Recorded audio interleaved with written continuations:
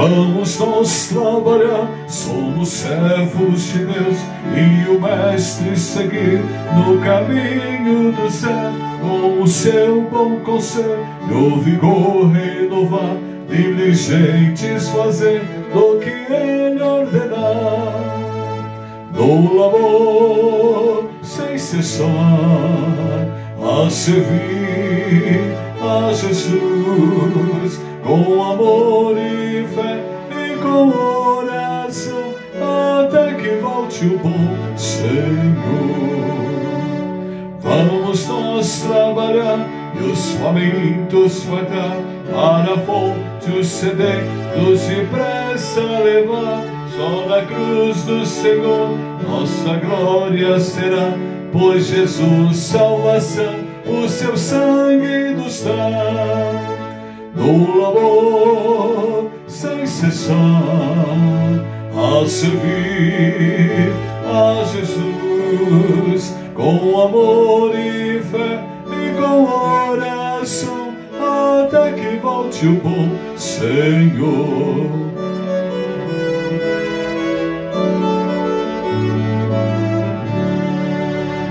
Vamos nós trabalhar, ajudados por Deus, que a coroa de glória nos dá lá nos céus. A mansão dos fiéis sempre eterna será, pois Jesus salvação inefável nos dá. No labor sem cessar, a servir a Jesus, com amor e fé e com oração, até que volte o bom Senhor. Olá, amigos de estudos bíblicos. Estou feliz em encontrá-los novamente, aqueles que já estão há tempos. E você que chega hoje é muito bem-vindo a estudar a Bíblia conosco. Convidamos a todos a abrirem as suas Bíblias no segundo livro da Bíblia, o livro de Êxodo. Então, o segundo livro da Bíblia, Êxodo, o capítulo 3. Então, Êxodo, capítulo 3. E eu vou ler alguns versículos deste capítulo. Estudaremos sangue, suor e lágrimas, o caminho para o sucesso. Sangue, suor e lágrimas, o caminho para o sucesso. Bíblia aberta, então nós vamos ler o texto de hoje, Êxodo 3. Versículo 1. E apacentava Moisés o rebanho de Jetro, seu sogro, sacerdote em Midian. Ele era servo de Deus. Jetro, vinha da ascendência de Ismael. E levou o rebanho atrás do deserto. Ele vai para um lugar diferente agora. E veio ao monte de Deus, a Horebe. E apareceu-lhe o anjo do Senhor em uma chama do meio de uma sarça. E olhou, e eis que a sarça ardia no fogo, e a sarça não se consumia. Moisés ficou 40 anos ali trabalhando como pastor de ovelhas com Jetro e casou-se com a sua primogênita. E agora ele começa a ter um contato com Deus. Versículo 3. E Moisés disse: agora me virarei para lá e verei esta grande visão, porque a sarça não se consumia. Era o momento de um fenômeno sobrenatural. O momento que Deus estava chamando Moisés. O momento que Moisés, pela primeira vez, tinha um contato com o Deus Todo-Poderoso. Versículo 4. E vendo o Senhor que se virara para lá ver, bradou Deus a ele do meio da sarça e disse: Moisés, Moisés. E ele disse: eis-me aqui. É o momento do contato dele, da intimidade dele, da conversão praticamente de um homem de 80 anos ali, sendo chamado por Deus. Versículo 5. E disse: não te chegues para cá, tira os teus sapatos e teus pés, porque o lugar em que tu estás é terra santa. Não é o lugar em si que é santo, mas é a presença de Deus naquele lugar. Onde Deus está, existe santidade. Em nós há isso, com a presença do Espírito Santo. Versículo 6. Disse mais: eu sou o Deus de teu pai. Então é o momento do contato íntimo com o Deus da aliança, o Deus de Abraão, o Deus de Isaque e o Deus de Jacó. E Moisés encobriu o seu rosto porque temeu olhar para Deus. Isso é normal, não é? É a responsabilidade, a seriedade. Versículo 7. E disse o Senhor: tenho visto atentamente a aflição do meu povo que está no Egito, e tenho ouvido o seu clamor por causa dos seus exatores, porque conheci as suas dores. Interessante que Moisés fugiu do Egito. 40 anos ali, com 40 anos ele veio para estar com o Jetro. E agora, com 80 anos, Deus está falando novamente a ele do Egito. Versículo 8. Por isso desci para livrá-lo das mãos dos egípcios e tirá-los daqui para uma terra boa e vasta, onde manam leite e mel, a terra dos cananeus, dos hititas, dos amorreus, dos ferezeus, dos heveus e dos jebuseus. Versículo 9 e 10. E agora eis que o clamor dos filhos de Israel chegou a mim. É tão bom isso, né? Deus ouviu a oração do povo de Israel, escravo no Egito. E também tenho visto a opressão que os egípcios os oprimem. Deus está vendo tudo, observando tudo. Vem agora, pois, e eu te enviarei a Faraó. Ele tinha fugido de Faraó. Ele foi criado ali, educado no Egito como um príncipe egípcio. E agora ele vai ter que voltar para que tires o meu povo, os filhos de Israel, do Egito. Você agora tem a missão. E a partir desse momento nós começamos a refletir na palavra de Deus, e com Moisés nós vamos aprender hoje, sangue, suor e lágrimas, o caminho para o sucesso. Vamos orar. Senhor, como é bom nós podermos ler a Tua palavra e ver o Senhor agir na vida do Teu povo. É o momento em que o Senhor está a atender o clamor do povo de Israel ali no Egito. 400 anos e ali um momento de sofrimento, de dor. E o Senhor está a chamar um servo Teu para libertar o povo, Moisés. Agradecemos ao Pai porque podemos aprender muitas lições para a nossa vida espiritual nesse livro e nesse estudo. Vem me usar como canal e aplicar a mensagem de hoje aos nossos corações. Agradecemos por esta hora preciosa e oramos em nome de Jesus. Amém. Sangue, suor e lágrimas, o caminho para o sucesso. Quando eu estava a estudar a mensagem de hoje, eu me lembrei da Segunda Guerra Mundial e dos grandes expoentes da Segunda Guerra Mundial, que foi Winston Churchill, o grande primeiro-ministro inglês. E naquele momento difícil ali, em que havia opressão por parte do nazismo, dominando o mundo, nós temos um discurso dele que fala profundamente ao nosso coração e ao estudo de hoje. Digo a esta Câmara, tal como disse aos ministros desse governo, não tenho nada a oferecer senão sangue, sacrifício, suor e lágrimas. Temos perante nós muitos meses de luta e sofrimento, que era a Segunda Guerra Mundial. Perguntas, qual é a nossa política? Perguntais, qual é a nossa política? Eu respondo que é vencer essa guerra por terra, por mar e por ar. Lutar com todo o entendimento e força que Deus nos deu e vencer a guerra contra a monstruosa tirania. E é claro que, como Winston Churchill falou da luta, da batalha para vencer o nazismo, vencer o inimigo naquele período ali, da década de 40 do século passado, 45.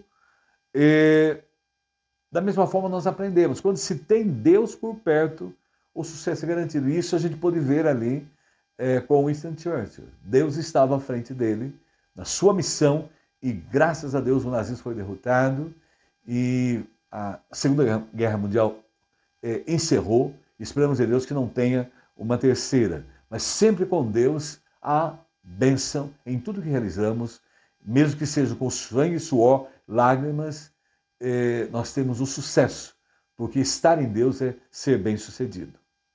E é claro que hoje nós vamos voltar novamente à história do Êxodo, a história do povo de Israel. E esse momento em que a gente está, começa a se formar o povo de Deus, o povo de Israel. E aí nós temos a certidão de nascimento do povo de Deus. O povo foi ali formado durante 400 anos a partir de uma família. E Deus já havia falado a Abraão que o seu povo iria passar 400 anos no Egito.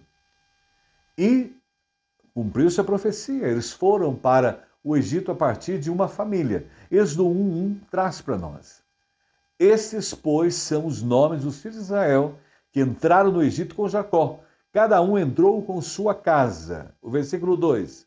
Rúben, Simeão, Levi e Judá.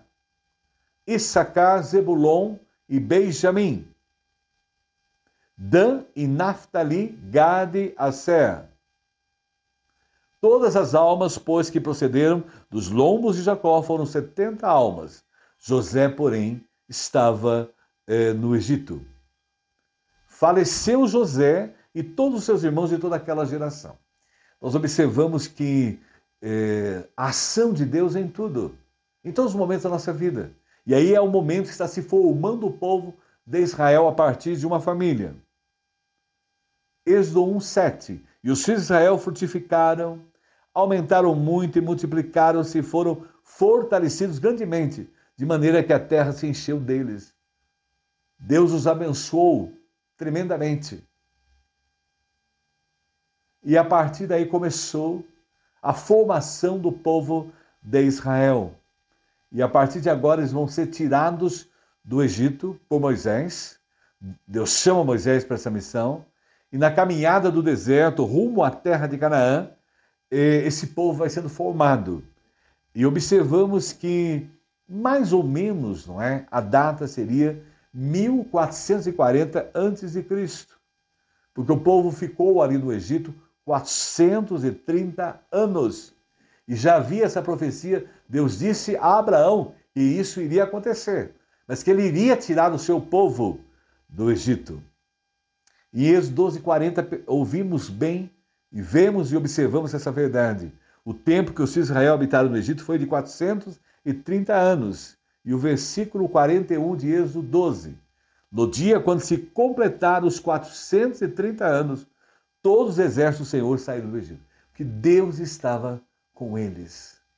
E o mais importante na nossa vida é a presença de Deus com nossa família, com os nossos negócios, com o nosso estado, com o nosso município, com o nosso país. A bênção da presença de Deus é o mais importante para a nossa vida. E aí estava no Egito e deixou o Egito. Mas veja bem, acredita-se historicamente que era ou o faraó guerreiro Tutemés III, que estava ali naquele momento histórico, ou o Amenhotep II. Um dos dois seriam aqueles que estavam ali a confrontar, a trabalhar de uma tal maneira para massacrar, né, o povo de Deus, o povo de Israel. Por isso, no meio de sangue, suor e lágrimas, o caminho para o sucesso. E é isso que nós aprendemos com a vida do povo de Israel. O Israel começou a sua formação e foi formado nesses 430 anos ali do Egito a partir da família de Jacó. Primeiro ponto importante, o caminho da liberdade.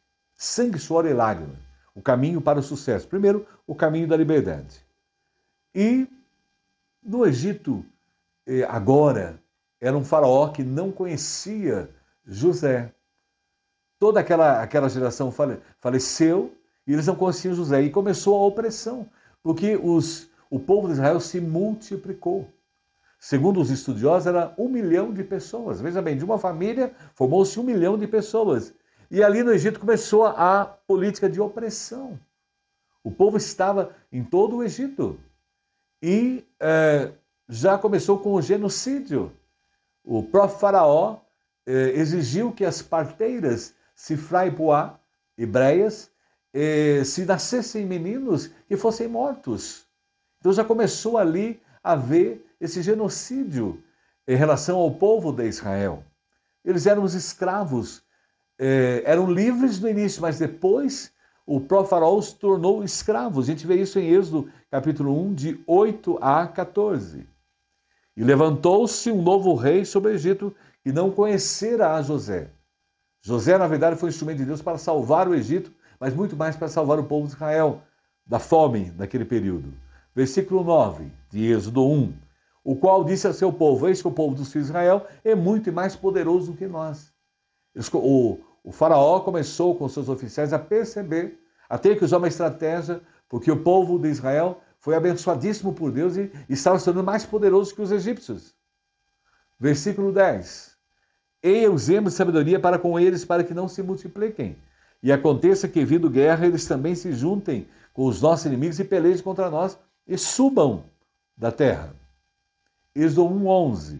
E puseram sobre eles maiorais de tributos para os afligirem com suas cargas, porque edificaram a faraó cidades e armazéns, Pitom e Ramsés. Eu não acredito nunca na colocação que eles fizeram as pirâmides, não. Isso não é. As pirâmides são 400 anos antes de Abraão, as pirâmides foram construídas. Então, eles não trabalharam na construção das pirâmides. E ainda diz o versículo 12: mas quanto mais os afligiam, tanto mais se multiplicavam. Então vejam bem a ação de Deus. Podem nos perseguir, podem nos massacrar, mas Deus está agindo, Ele está por nós. E tanto mais cresciam de maneira que se enfadavam por causa dos filhos de Israel. Começou a causar preocupação para Faraó e o povo egípcio. E os egípcios faziam servir os filhos de Israel com dureza.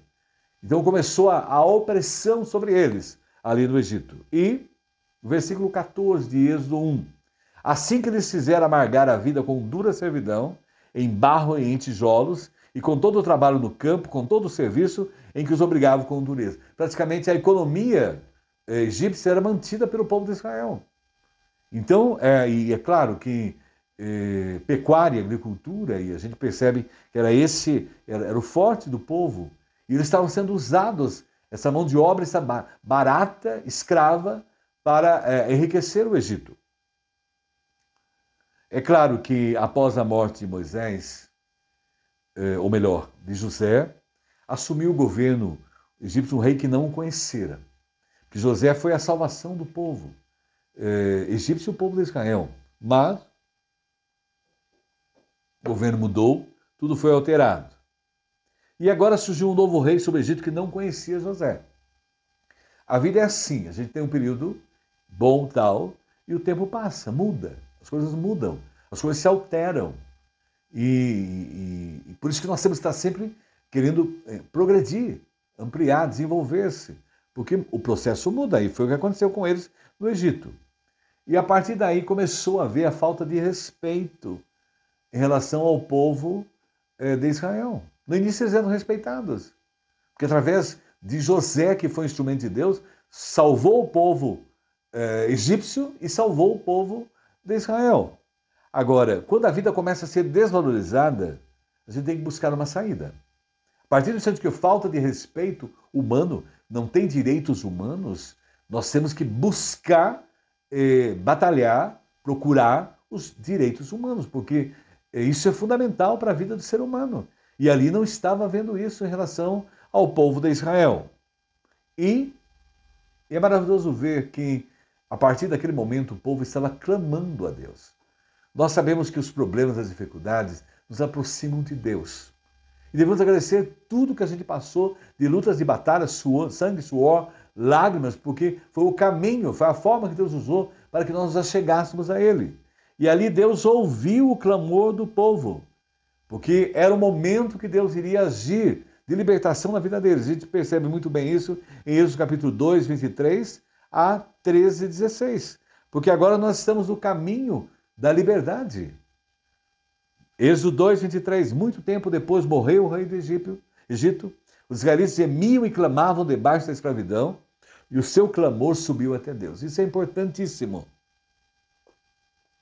Podem nos oprimir, podem ser injustos, mas Deus está vendo tudo e observando tudo que está acontecendo, porque é um Deus onisciente, onipotente, onipresente. E ainda o versículo, capítulo 13, 16. Isso será como sinal em sua mão e marca em sua testa que o Senhor nos tirou do Egito com mão poderosa. Quando a gente passa por provações, dificuldades, a gente vê a mão de Deus. Nós que vencemos doenças graves, problemas sérios, passamos por situações difíceis, a gente viu a mão de Deus. E agora o povo, esse povo que estava no Egito, povo de Israel, iriam começar a perceber essa mão de Deus poderosa agir em seu favor. E nós temos duas pessoas protagonistas. Primeiro que a gente já leu no texto, que era Moisés. Moisés foi criado ali no Egito, no período em que Faraó exigiu que os filhos, os homens fossem mortos, a sua mãe fez um cestinho de betume e colocou no rio Nilo. E a filha de Faraó estava se banhando e ela se apiedou da criança, né? E a irmã estava acompanhando ali a criança, observando onde estava indo. Daí a própria irmã ofereceu uma hebreia para ajudar e trouxe a própria mãe. Foi criado pela mãe, mas passou no Egito, se tornou príncipe do Egito. Depois ele foi conhecer o seu povo e acabou tentando ajudar os hebreus que estavam sendo massacrados, acabou matando o egípcio e teve que fugir do Egito ali e ficou 40 anos, com 40 anos e ficou ali com Jetro e sua família, ali casou com a sua primogênita. E o que ocorreu? Ele, na verdade, foi chamado agora com 80 anos, chamado agora para ser o protagonista da libertação do povo de Israel. E é claro, e Faraó são os protagonistas desse momento histórico. O Egito, na verdade, os egípcios eram muito religiosos e eles eram também politeístas. Eles acreditavam em muitos deuses. E a gente sabe que a maioria dos deuses do Egito eram animais, humanos misturados com animais, e formas humana e animal.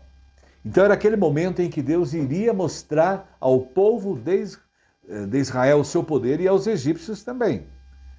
E Faraó era visto como o deus Ra. Então ele era visto como divino, o deus solar do Egito. O maior de todos era Faraó. Faraó era um deus. Por isso a relutância dele quando Moisés vai até lá e pede a libertação, pois ele não conhecia o Deus dos hebreus.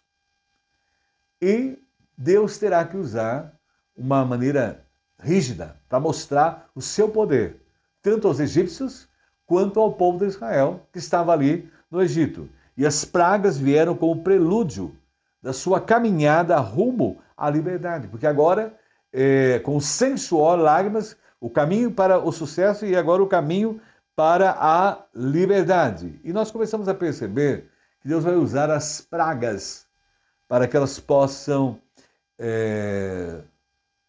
derrubar os deuses egípcios e mostrar para o povo de Israel o poder. Em primeiro lugar, a primeira praga que veio, que Deus pediu para que Moisés e seu irmão Arão, que o acompanhava com o seu cajado, que se transformasse as águas do Nilo em sangue. O Nilo era visto como um rio sagrado. E se você visita o Egito, você vê que onde o rio Nilo corta o Egito todo, e aonde o rio passa, as margens está sendo verde, maravilhosa, mas na verdade é um grande deserto o país. E a praga veio ali para quebrar a ação do que eles acreditavam o deus egípcio Api, que era aquele que era responsável pelas inundações do rio Nilo. E naquele momento ali, o rio transformou-se em sangue, praticamente 7 dias em sangue. E é claro que os bruxos de Faraó fizeram a mesma coisa, e Faraó não acreditou em relação ao poder de Moisés. Mas daí veio a segunda praga, que era a infestação de rãs. E essas rãs, na verdade, tinham conexão com o deus Api e Ecte, que ajudavam as mulheres no parto. E de repente essas rãs que tinham ali à beira do rio, elas invadiram todo o Egito. Eles não podiam ver a terra de tantas rãs que apareceram. E ainda Faraó continuou com o coração endurecido e não permitiu que o povo de Israel saísse do Egito. E os próprios bruxos deles ali fizeram a mesma magia de aparecer rãs. Interessante que eles não fizeram a magia de tirar as rãs, mas ampliar mais as rãs. E de repente veio a terceira praga, que é a infestação de piolhos. Agora imagine, né?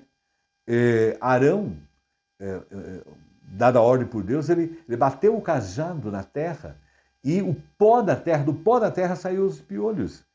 E os piolhos saíram e por quê? Porque era considerado sagrado, né, no Egito, o pó da terra. Então a terra era vista como algo sagrado. E Deus mostrou ser maior que o solo sagrado. E ali, essa infestação de piolhos afetou todas as classes sociais, somente os egípcios. Porque na terra de Gósen, onde estava o povo de Israel, não havia nada disso. Eles não passavam por essa realidade. Depois veio, mostrando realmente para conquistar a libertação, a quarta praga, que era as moscas. E elas empestearam todo o Egito. Então, automaticamente, quando as moscas vieram, criou-se uma negociação entre Faraó e Moisés para que libertasse o povo. Ele queria que o povo de Israel saísse para cultuar a Deus na sua terra. E, novamente, a praga veio, né, e o coração do Faraó ainda estava endurecido e ele não permitiu. Depois, a quinta praga, peste dos animais. Então, observe bem, começou a ver, a economia egípcia começou a se deteriorar. Então, o gado egípcio foi dizimado, né, foi destruído. E ali Deus está destruindo a grande divindade egípcia Amon, que era responsável em proteger o rebanho do Egito. Eles acreditavam que essa deusa protegia e ali não teve nada, não teve ação nenhuma, porque ela é algo criado pelo homem, essa divindade, mostrando que o Deus dos hebreus, o Deus de Israel, é poderoso. E ela não pôde fazer nada porque ela não tem poder nenhum. E aí eles começam a perceber quem é o Deus de Israel. E os próprios sábios do Egito começam a falar, isso tem ação de Deus. Né? Então a ação do Deus Todo-Poderoso tem que estar em alerta. Observar isso. Daí vem a sexta praga. As úlceras atingem os egípcios. No idioma hebraico, úlceras como aquelas erupções inflamadas que se abriam e assim escorriam pus pela pele. Desde faraós, os oficiais de todo o Egito, em toda a terra, sofriam com essas úlceras, mostrando realmente o poder do Deus Todo-Poderoso, porque iria libertar o povo de Israel e mostrando ao povo de Israel o poder do seu Deus. Veio a sétima praga, que era chuva de saraivada, chuvas de pedra, e automaticamente devastou as colheitas, a cevada, e matou muitos animais do Egito. Praticamente a economia estava se deteriorando, mostrando que realmente o poder de Deus é maior do que qualquer tirania. Aquela tirania, aquela opressão estava ali sendo arruinada, destruída. E no tempo certo de Deus, tudo isso se faz. Por isso nós temos que confiar em Deus. E o povo clamou ao Senhor. Observe bem a oitava praga. De repente, vieram os gafanhotos e consumiu a vegetação que havia sobrado daquela tempestade de chuva de pedra, saraivada, e ali mostrando a outros deuses egípcios, a Ísis e Serafes, que protegiam o Egito contra o gafanhoto. Eles acreditavam que se Deus protegia, de repente não tinha poder nenhum, quebrou a ação deles de crença nesses deuses. Também a nona praga. E a nona praga eram aquelas trevas expressas, cobriam o Egito. Eram trevas que davam para quase tocava-se nelas. O povo do egípcio ficou 3 dias sem levantar, no escuro. Não tinha como acender, não tinha como ir buscar água ao rio, mostrando para eles que quem é o Deus Todo-Poderoso, quem é o Deus que serve Israel. É esse nosso Deus que cremos. É um Deus que intervém, e ele interveio ali para dar a libertação do povo de Israel.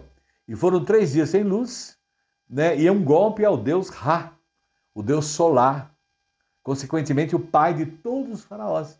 Foi um golpe fatal na crença da divindade do próprio faraó. Mas veja bem, a 10ª praga realmente quebrou o Egito, né? Então, naquele momento ali, Deus institui a Páscoa. Então, a Páscoa ela foi instituída nesse momento de Israel, quando está para deixar o Egito. Então, Deus manda pintar com o sangue do cordeiro sobre os umbrais da porta, nas aberturas das tendas. E passa o cordeiro de Javé, matando os primogênitos egípcios e poupando todas as casas dos hebreus. E viria o anjo da morte, iria passar e iria levar todos os primogênitos do Egito, de animais e pessoas. Até o faraó sentiria isso. E foi realmente o que aconteceu. A 10ª praga consolidou aquele momento em que eles permitiram o caminho da liberdade do povo de Israel no Egito. Mas foi com muito sangue, suor e lágrimas para a conquista de sua liberdade. E as pragas serviram para mostrar que o verdadeiro Deus se encontrasse com muitos deuses da religiosidade vazia do Egito. E as demais nações pasmaram diante do Deus de Israel, que outros povos também tomaram conhecimento de tudo aquilo que estava acontecendo. E eles puderam tomar conhecimento do Deus Todo-Poderoso. E criou a partir dali um conceito de Deus na mente dos israelitas. Então, a partir daquele momento, eles passaram a ver o poder do Deus que eles criam. Naquele momento que eles estavam ali de rumo à liberdade. Agora, veja bem, a igreja cristã hoje, ela também é inspirada pelo Êxodo. E hoje a igreja cristã, a igreja de Cristo, ela está para dar libertação ao ser humano através de Jesus Cristo. Ali, naquele momento, houve a libertação do povo de Israel, do Egito, da opressão, e aqui nós temos Jesus Cristo, que dá a opressão do pecado, do poder do pecado destruidor, e através dele, nós podemos ter libertação como povo de Israel. Em Lucas capítulo 4, 17, 18, nós aprendemos isso. Foi-lhe entregue o livro do profeta, abriu e encontrou o lugar onde está escrito: o Espírito do Senhor está sobre mim, porque ele me ungiu para pregar o evangelho, boas novas aos pobres. E o 18 ainda, bem, e 19, ele me enviou para proclamar a liberdade aos presos e recuperação da vista aos cegos, para libertar os oprimidos e proclamar o ano da graça do Senhor. Então Jesus Cristo veio. Moisés foi usado por Deus ali para tirar o povo do Egito. Houve ação de Deus naquele momento. Jesus Cristo veio também para nos libertar do poder do pecado e nos dar a vida eterna, porque aí nós teremos também a liberdade espiritual para a eternidade através de Jesus Cristo e a consolidação do Espírito Santo que habita em nós. Mas vejam bem, sangue, suor e lágrimas, o caminho para o sucesso. Então a gente viu como Deus agiu para dar a liberdade. E esse poder de Deus do passado é o mesmo que se faz presente hoje, é o mesmo Deus. Mas uma caminhada para a terra prometida agora. Eles estão saindo do Egito, estão libertos pela ação de Deus, o Deus Todo-Poderoso. E agora eles estão caminhando para a terra prometida. E é claro que o projeto do Êxodo era construir uma sociedade nova. Então, a partir de agora, estava sendo formado o povo de Israel. E essa sociedade nova vai ser trabalhada a partir na partilha e na fraternidade. E não na riqueza e no poder. É uma fraternidade de amor. O amor será o direcionamento da vida desse povo. Esse povo estará fazendo a vontade de Deus. Está cumprindo os propósitos de Deus para as suas vidas.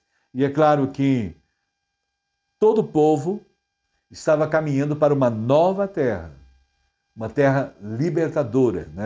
Uma terra que, segundo o Êxodo 3:8, manam leite e mel. Uma terra que manam leite e mel. Uma terra boa e ampla. É a terra prometida.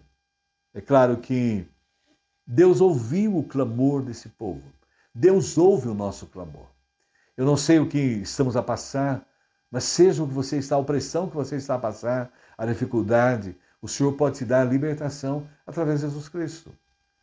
E a ação dele é tremenda, como foi com o Egito, no caminho para a liberdade. E agora eles estão numa caminhada para a terra prometida. Êxodo, capítulo 2, 23, 3, 7 e 8, nos traz essa verdade.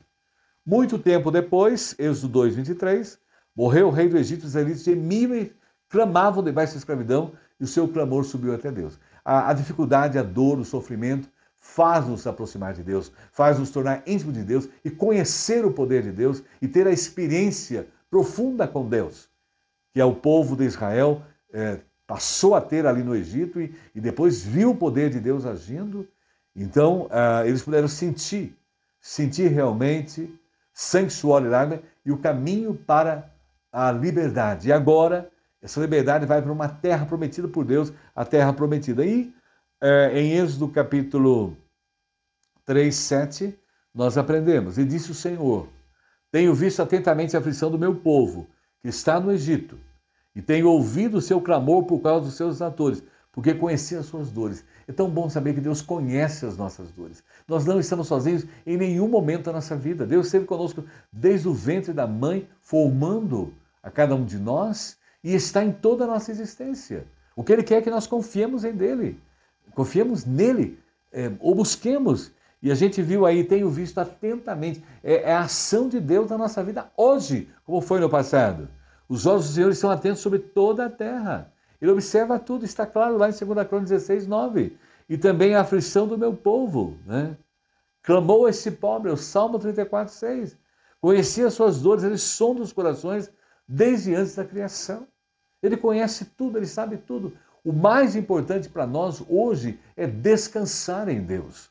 Observemos que Êxodo 3:8 traz para nós: por isso desci para livrá-los das mãos dos egípcios e tirá-los daqui para uma terra boa e vasta.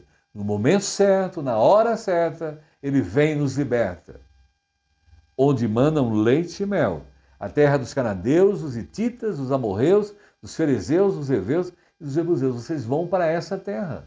Porque esse povo também de Canaã, dos cananeus, que habitavam a terra, eles estavam também longe de Deus, estavam pecando contra Deus. Eles seriam também um momento de ação de Deus para corrigi-los, para mudá-los, para acertar a vida deles. E usaria o povo de Israel para isso. E observe que em Levíticos 25 faz muito bem a regulamentação do uso da terra. E eu gostaria até que você, depois, como lição de casa, lesse Levítico 25, marque aí na sua agenda, Levítico 25, para ler mais tarde. E a condenação a posse e uso devido da terra. Porque a terra, na verdade, é uma dádiva de Deus. E Isaías 5:8 traduz: ai de vocês que adquirem casas e mais casas, propriedades e mais propriedades, até não haver mais lugar para ninguém, e vocês se tornarem os senhores absolutos da terra. Nós não somos donos de nada. A terra é de Deus. Ele dá para nós por um período, por um momento, para que a gente use. E nós somos mordomos de Deus, administradores de tudo que Ele nos proporciona. E é claro que sangue, suor e lágrimas, o caminho para o sucesso. Eles tiveram o caminho da liberdade dado por Deus. Porque não há sucesso na nossa vida sem Deus. O nosso sucesso é a presença de Deus, é a bênção de Deus em nossa vida. E agora é uma caminhada para a terra prometida. Eles estão agora no deserto, caminhando para essa terra. Deus está formando, preparando, trabalhando com eles. E é claro que Deus os está levando na direção de Deus, é uma caminhada na direção de Deus. O sangue, suor e lágrimas, um caminho para o sucesso só tem valor com a presença de Deus. Sucesso sem Deus é temporário, passageiro. O sucesso com Deus é eterno. E a gente vê uma caminhada na direção de Deus, que é o nosso terceiro ponto. E no Êxodo, nós encontramos o povo de Deus clamando a Deus, buscando a Deus. E o clamor subiu a Deus. Êxodo 2:23 traduz bem isso. E aconteceu depois de muitos dias que, morrendo o rei do Egito, os filhos de Israel suspiraram por causa da servidão. E clamaram. Veja bem, se não houver Popularmente se fala muito, se não vem pelo amor, vem pela dor. Não gosto muito dessa frase, mas ela tem um fundo de verdade. Quer dizer, a dor, o sofrimento, né, a servidão, fez com que o povo buscasse a Deus, clamasse a Deus e conhecesse o poder desse Deus libertador. E o clamor subiu a Deus por causa de sua servidão. Deus ouve as nossas orações. Ele sabe do que nós temos, as carências e tal, mas Ele quer que oremos mostrando a nossa dependência dEle em tudo. E também o povo teve um encontro com Deus em seu povo. E a gente vê em Êxodo 3,8, por isso desci a fim de livrá-lo. É tão bom saber que Deus está atento a tudo que passamos, a tudo que vivemos, sejam momentos bons, momentos difíceis, Ele está presente em tudo. Nós nunca estamos sozinhos. Existe a ação de Deus em tudo. E é maravilhoso descansar plenamente nele. E é claro que Êxodo 3,8 ainda enfatizando, por isso desci para livrá-los das mãos dos egípcios e tirá-los daqui para uma terra boa e vasta, onde mandam leite e mel, a terra dos cananeus, hititas, amorreus, dos fariseus, dos heveus e dos jebuseus. E é claro que a mensagem principal do Êxodo, do livro de Êxodo, é a revelação de Deus único e verdadeiro, o Yahvé. Existe só um Deus. Não há os deuses criados pelos gregos, pelos egípcios, não é? E por todos os povos que criam seus deuses, eles não são verdadeiros, são criados pela mente humana. E aí a prova está que o poder de Deus é tremendo. E os egípcios puderam provar isso e passar essa mensagem a todos os povos do mundo. Êxodo 3, 13 e 14 traz para nós. Então, o Êxodo 3, 13. Então disse Moisés a Deus, eis que quando eu for aos filhos de Israel e lhes disser, o Deus de vossos pais me enviou a vós, e eles me disserem, qual é o seu nome? Que lhes direi? E disse-lhe Deus a Moisés, eu sou o que sou. Disse mais, assim dirás aos filhos de Israel, eu sou, me enviou a vós, eu sou o que sou. Esse é o verdadeiro Deus Todo-Poderoso. E a gente encontra, eu sou o que sou, tem várias colocações acerca de Deus. Nós temos Jeová Jireh, que é o Senhor proverá, o nome utilizado por Abraão quando Deus proveu o carneiro para o sacrifício, para não ser sacrificado Isaac. Tem o Jeová Nissi, o Senhor é minha bandeira, que é Êxodo 17, 15, onde por bandeira entende-se o lugar de reunião de uma batalha.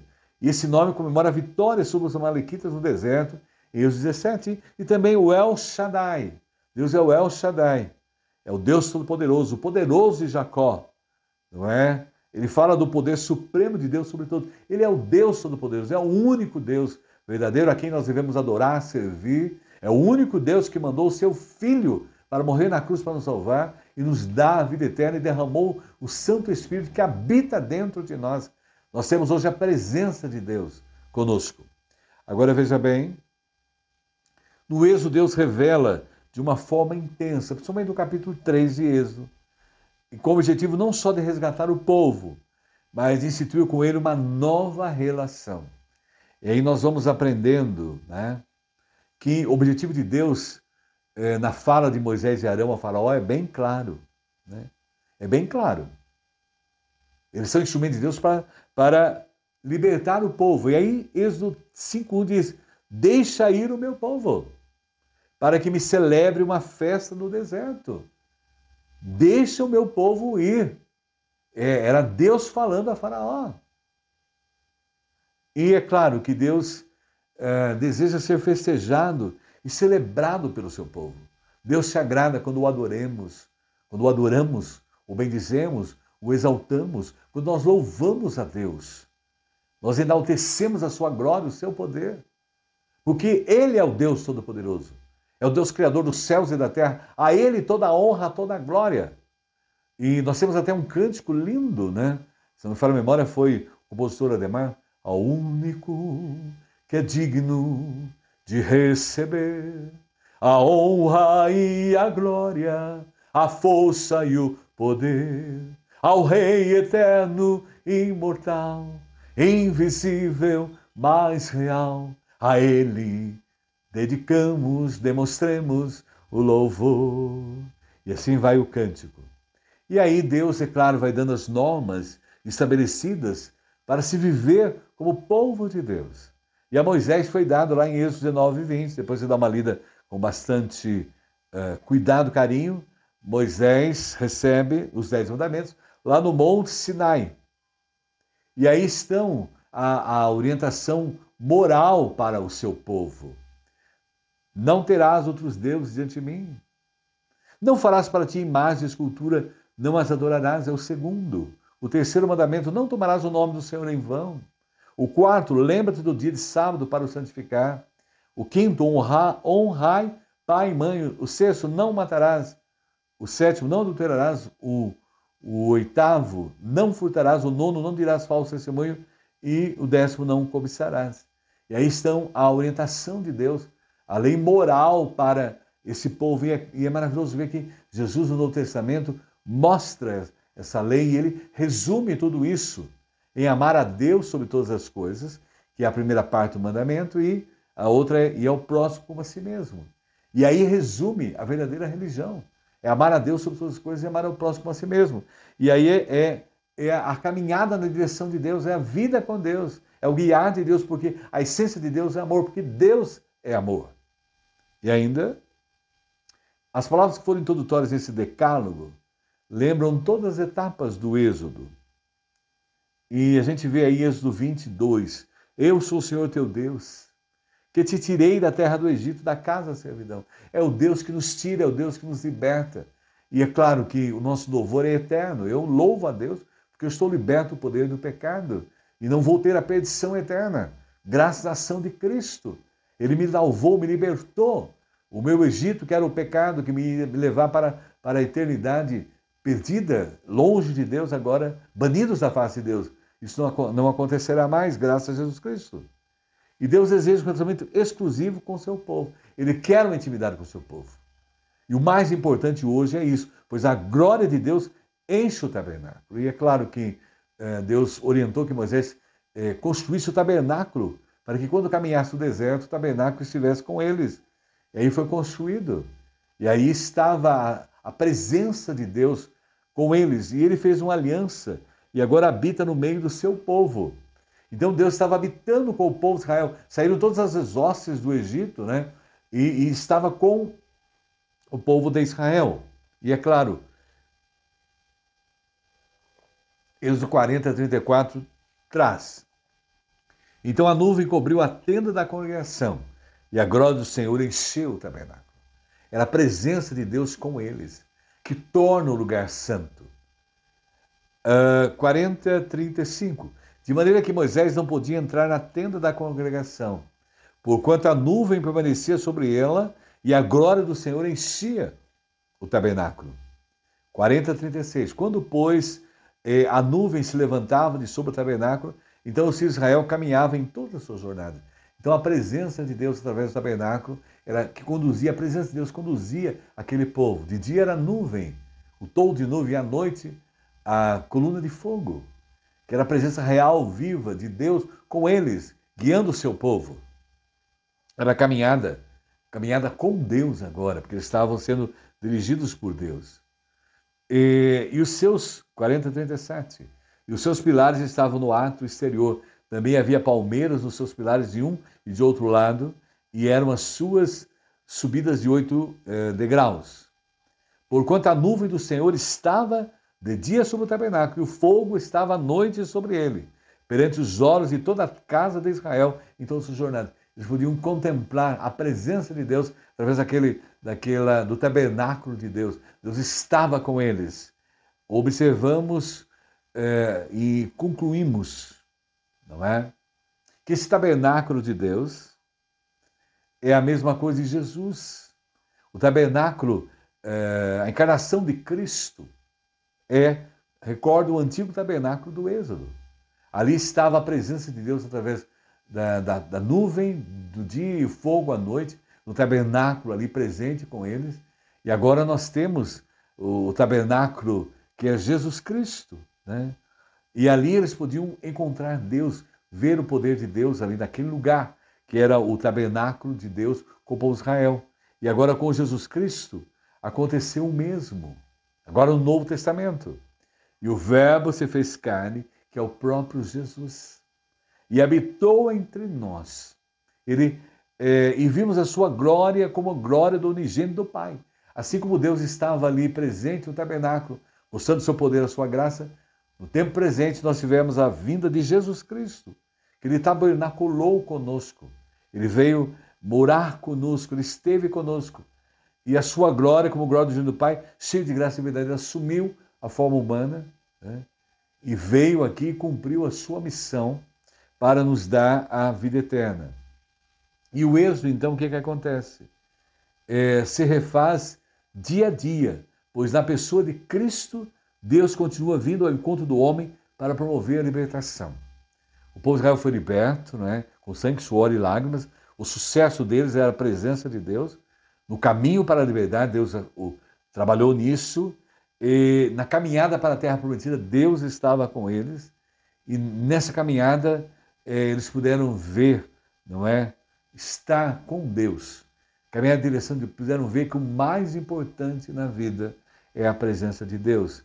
E, como resposta, o homem deve ir ao encontro de Deus passando pelo caminho aberto por Jesus.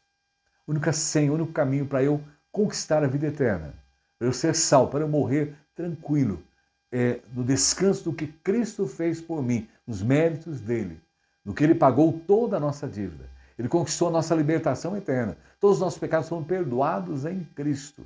E hoje nós temos a libertação eterna graças a Jesus, para que possamos desfrutar da glória eterna. E sem Jesus, ninguém desfruta da glória eterna. E olha, e a presença de Jesus hoje em nós, no nosso coração, nós como recebemos, nós arrependemos dos pecados, recebemos como Senhor e Salvador, nós temos a garantia da vida eterna. E a presença do Espírito Santo em nós como selo promessa da segurança da eternidade com Deus. E hoje nós temos a libertação, que foi conquistada por Cristo, com sangue, suor e lágrimas. Mas foi um caminho para sermos bem-sucedidos na vida eterna através de Jesus Cristo. Que Deus abençoe. Amém.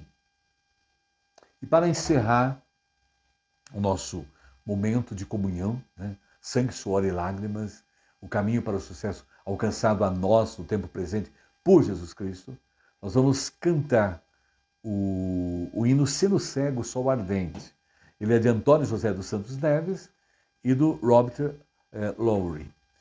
O Neves viveu em 1867 e o Lowry 1826 e 1899. E a canção traduz: Seno cego, sol ardente, quando visto em seu fulgor, quem contemplará aquele que do sol é criador? Patriarcas não puderam o seu rosto contemplar, nem Adão chegou a vê-lo antes mesmo de pecar. Luz perante a qual é trevas, mesmo o sol a fulgurar, nossos olhos pecadores não te podem contemplar. Fogo em cima da arca santa, sarça ardente do Sinai, são figuras dessa glória do Senhor e eterno Pai. E a última parte, para termos nós com Ele franca e doce comunhão. Cristo Filho fez-se carne, fez-se nossa redenção, para que na glória eterna o vejamos já sem véu. Cristo padeceu a morte, o caminho abrindo ao céu. Sangue, suor e lágrimas de Jesus Cristo, para nos levar por a vida eterna, porque Ele é o caminho, verdade e a vida, e ninguém vai ao Pai senão por mim. Antes de nós cantarmos, nós vamos nos colocar em oração, agradecer a Deus e depois interceder. Oremos. Senhor, nós te agradecemos pela vida eterna em Cristo, através de Cristo, de Jesus. O sacrifício dele ali, nós podemos hoje desfrutar da eternidade contigo. E pela presença do teu Santo Espírito em nós, pela tua presença que nos limpa, nos lava, nos santifica diariamente. E por tudo que o Senhor tem feito nas nossas vidas e nos dado a oportunidade de receber as bênçãos em nossos familiares. Agradecemos muito pela minha mãe Geni, por comemorar 80 anos de vida. Gratos porque em toda a sua existência o Senhor guiou, dirigiu, sustentou e até aqui tem cuidado da sua vida. A proteja, a guarde e a abençoe. Juntamente com ela agradecemos pela vida da Oldina, nossa amiga lá de Cerquilho, que também comemora anos hoje. Da mesma forma, o Luciano Polazek, lá de Apiaí, e da mesma forma a Eliana Páscola, lá de Porto Feliz. Também todos comemoram anos. O Senhor cuide da vida de cada um deles, guarde, os proteja e que sejam vidas amparadas, protegidas e vidas que te servem de todo o coração. E agradecemos muito pelas mulheres que oram por esse ministério da Escola Dominical Online, por 64 irmãs que estão presentes diariamente em oração pela vida da Escola Dominical Online e pela vida de todos aqueles que pedem as nossas orações. E queremos, ó Pai, nesse momento interceder pela irmã Eva Salturato, pela sua recuperação física. Intercedemos também pela Júlia, a fisioterapeuta que está em recuperação e toda a sua família, Senhor. Guarda, ó Pai, de maneira especial aqueles que estão em luta contra o câncer. Nos lembramos, ó Pai, da Adriana, jornalista lá de Tietê, que agora está em Jaú. Seja com ela, com sua família, seja restaurando, abençoando o tratamento. Pensamos, ó Pai, por Dal, já está melhor, está em recuperação, mas continua cuidando dele, Senhor, aquele advogado de Tietê. Guarda lá o Renato Milan de Apiaí, que está fazendo tratamento em relação ao seu câncer. E seja, ó Pai, também acompanhando a Shirley, que precisa tanto da ação Tua, nesse combate ao câncer também, e ao Barbosa, Senhor, lá de Cerquilho. Senhor, esteja com ele, restaurando a sua saúde e acompanhando toda a sua família. Nos lembramos agora, ó Pai, da irmã Ana Carolina, lá da Igreja Batista, que pede as nossas orações. O Senhor conhece a sua carência, a sua necessidade. E seja, ó Pai, também com a família enlutada de Sandra Iguchi. Cuida deles nesse momento em que a família, no caso, ela perdeu o seu filho. Que o Senhor esteja confortando o seu coração. Que o Espírito Santo seja dado em porções dobradas a eles, os ampare, os proteja e os capacite a passar por esse vale da sombra e da morte, porque o Senhor é o nosso pastor. Guarda, ó Pai, também a Heloína e sua família. Ela pede as nossas orações, essa mulher que ora, ampara, proteja e auxilia a enfrentar os problemas e a resolvê-los, Senhor, segundo a Tua vontade. Agradecemos, ó Pai, pelo nosso país. Guarda essa nação, ampara, protege as autoridades em nível federal, em nível estadual, em nível municipal. Guarda, Senhor, a vida nossa aqui como nação e que o Senhor Jesus possa realmente ser o Senhor do nosso país. Agradecemos por tudo, nos acompanha, nos abençoa, nos dirige, nos usa para tudo, para a Tua glória. Agradecemos por esse momento e pela libertação do povo de Israel, ali do Egito, e pela nossa libertação do pecado através de Jesus Cristo. Nós oramos e oramos em nome de Jesus. Amém. Que Deus nos abençoe e vamos cantar o hino.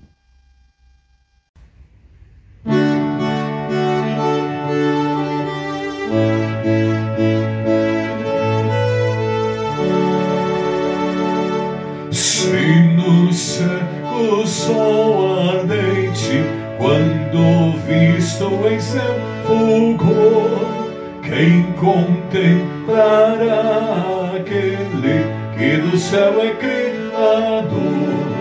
Patriarcas não puderam o seu rosto contemplar, nem Adão chegou a vê-lo antes mesmo de pecar.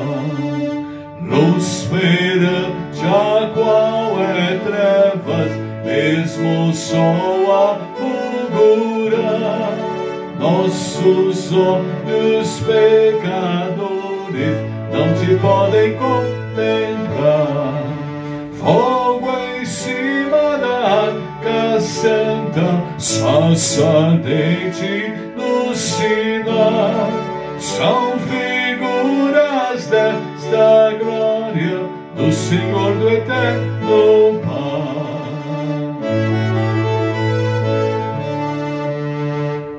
Para termos nós com Ele franca e doce comunhão, Cristo Filho fez-se carne, fez-se nossa redenção, para que na glória eterna o vejamos já sem véu.